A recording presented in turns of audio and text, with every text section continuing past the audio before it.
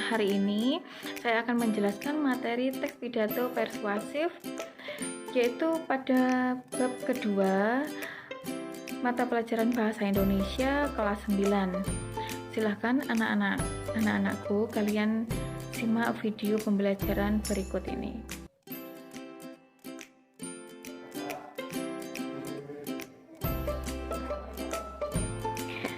Pidato atau dapat disebut juga dengan orasi merupakan kegiatan berbicara untuk menyampaikan suatu hal di depan umum.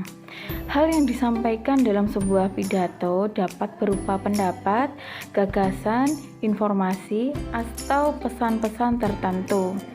Pidato dapat juga dikatakan sebagai bentuk komunikasi dua arah yang bersifat pasif, karena ada pemidato atau pembicara dan juga ada pendengar.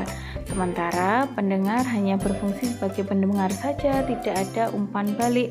Oleh sebab itu, pidato dinamakan komunikasi yang bersifat pasif.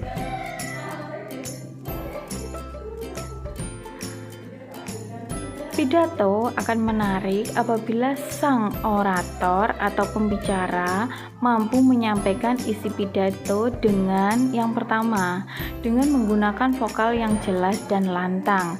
Seorang orator harus memiliki kejelasan suara atau kejelasan vokal yang lantang agar isi pidato mampu diserap dan dipahami oleh pendengarnya dengan baik. Yang kedua, dalam berpidato, seorang orator harus menggunakan intonasi yang tepat. Intonasi meliputi nada, tempo, dan jeda. Pidato yang baik juga didukung dengan permainan ekspresi yang baik pula, yang meliputi roman, kontak mata, dan juga gestur atau gerak tubuh. Apabila ketiga hal tersebut dilakukan oleh seorang orator atau seorang pemidato, maka pidato tersebut akan memiliki kemenarikan, sehingga pendengar atau penonton dapat menyimak dengan baik. Lantas pidato persuasif itu yang seperti apa? Materi kita terfokus pada pidato persuasif. Merupakan pidato yang berusaha untuk membujuk secara halus atau mengajak pendengar dengan menyampaikan pendapat, gagasan, dan alasan yang jelas, masuk akal, dan dapat dipertanggungjawabkan kebenarannya. Intinya dalam sebuah pidato persuasif adalah pidato yang bertujuan untuk mengajak, sehingga ada unsur ajakannya untuk mengikuti arahan atau informasi yang telah disampaikan oleh orator atau pemidato. Langkah-langkah menyimpulkan isi teks pidato persuasif. Ketika kalian menyimak pidato atau menyimak seorang orator, maka yang kalian lakukan yang pertama adalah mendengarkan atau menyimak pidato tersebut dengan fokus. Setelah menyimak, jangan lupa kalian harus menentukan topik apa yang telah disampaikan oleh pemidato tersebut. Selanjutnya, dalam menyimak, kalian juga dapat sekaligus mencatat butir-butir atau poin penting yang kalian peroleh dalam pidato tersebut. Selanjutnya, di akhir pidato, silakan kalian simpulkan gagasan, pandangan, pesan yang terdapat atau informasi apa yang disampaikan oleh pemidato tersebut. Selanjutnya, Hal-hal yang perlu diperhatikan dalam menyimpulkan gagasan atau pandangan atau pesan dalam sebuah pidato. Yang pertama adalah gagasan tersebut harus memuat seluruh butir penting dalam sebuah pidato. Jadi ketika kalian tadi sudah mencatat butir-butir tersebut dapat kalian jadikan sebagai simpulan dengan cara menggabungkan. Ya, simpulan dalam sebuah pidato atau gagasannya tidak boleh menyimpang dari isi pidato, sehingga harus sesuai dengan butir-butir penting yang ada di dalam teks pidato. Nah, dalam menyimpulkan gagasan, simpulan bukan berarti ringkasan pidato, tetapi sebuah penafsiran pendengar terhadap hal yang disampaikan. Jadi, simpulan secara keseluruhan dari poin-poin penting yang telah disampaikan di dalam teks pidato tadi atau poin-poin penting yang sudah kalian catat tadi, itu kalian simpulkan garis besarnya seperti apa. Nah, berikutnya cara memersuasi teks pidato. Dalam pembelajaran kali ini, dalam teks pidato persuasif ada 3 cara memersuasi. Yang pertama melalui etika, yang kedua emosi, dan yang ketiga secara logika. Cara memersuasi secara etika berkaitan dengan hak dan kewajiban moral atau akhlak. Contoh cara memersuasi dengan cara etika. Misalnya pada kalimat, kemalasan adalah penyakit utama kesuksesan. Memelihara kemalasan di dalam diri kita sama halnya dengan menabung kegagalan yang akan kita panen di masa depan. Pada contoh tersebut terdapat kata kunci sama halnya atau sama dengan. Nah, itu adalah cara mudah atau kata kunci yang digunakan di dalam tata cara memersuasi secara etika.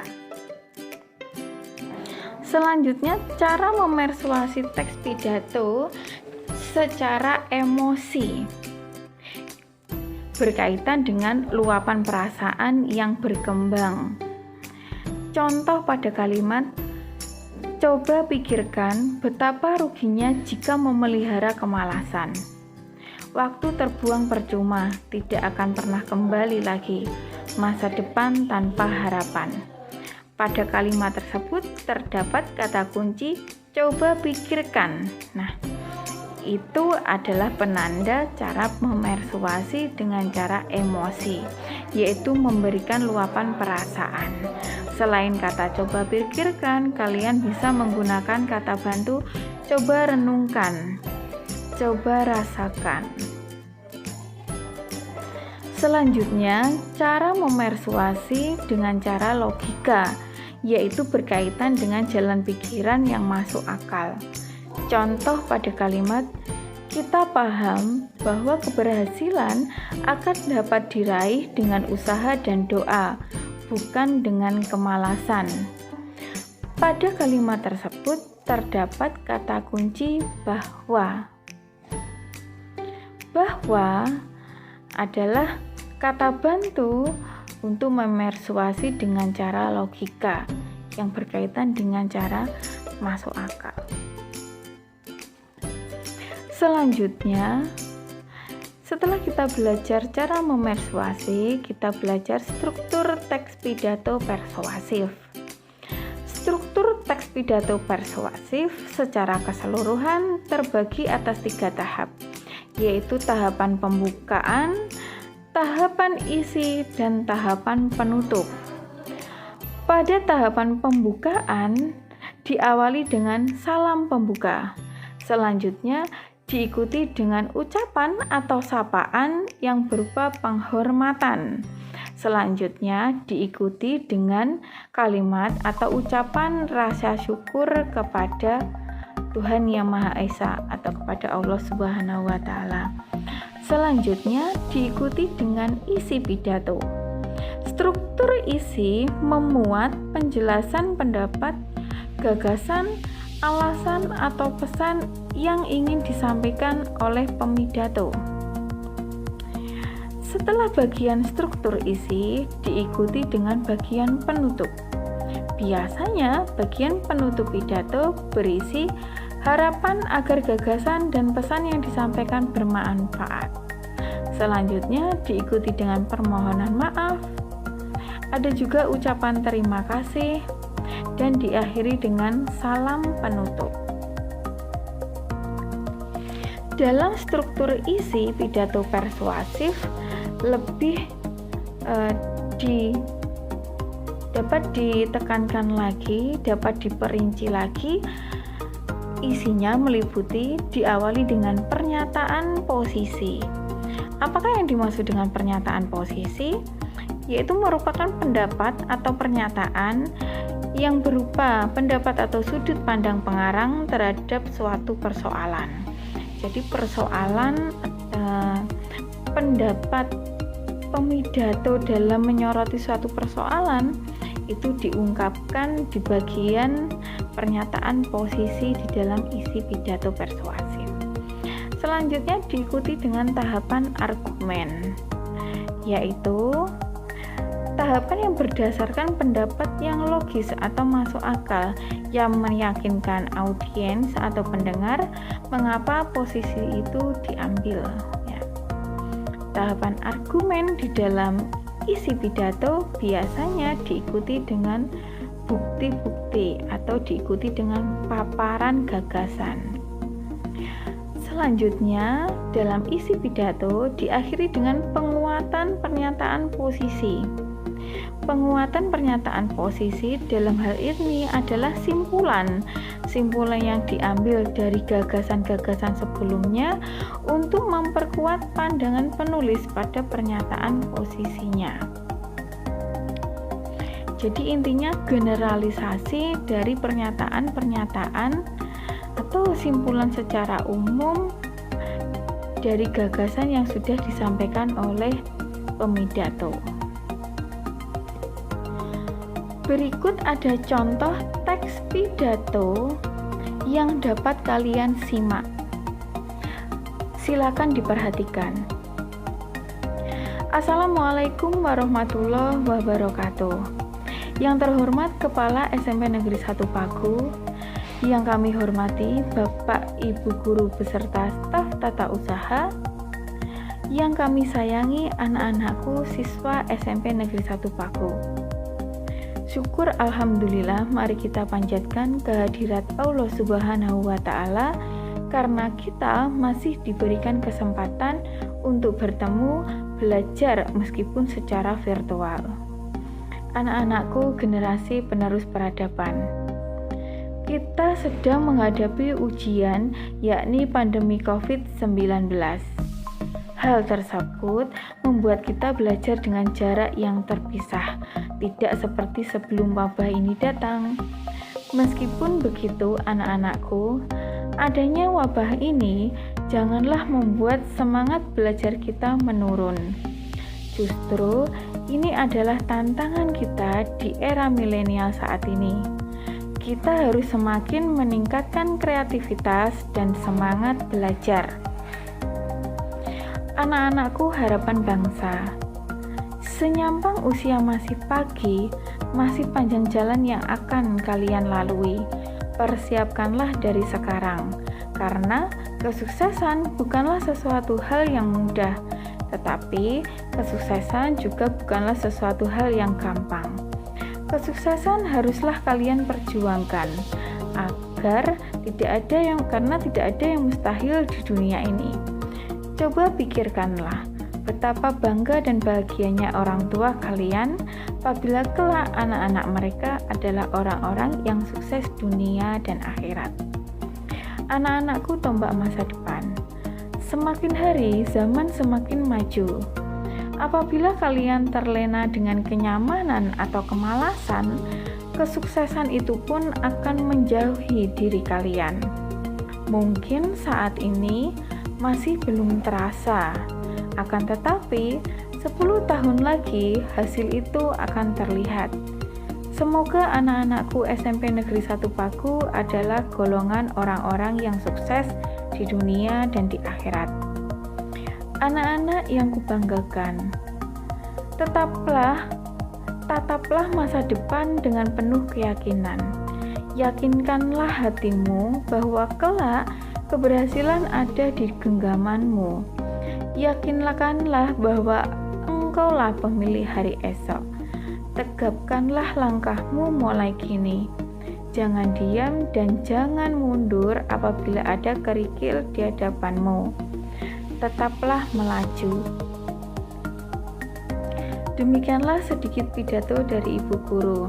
Semoga apa yang telah Ibu sampaikan benar-benar merasuk di dalam hati kalian sehingga mampu menggugah semangat jiwa kalian agar pantang menyerah meskipun 1000 cobaan membayang di depan mata.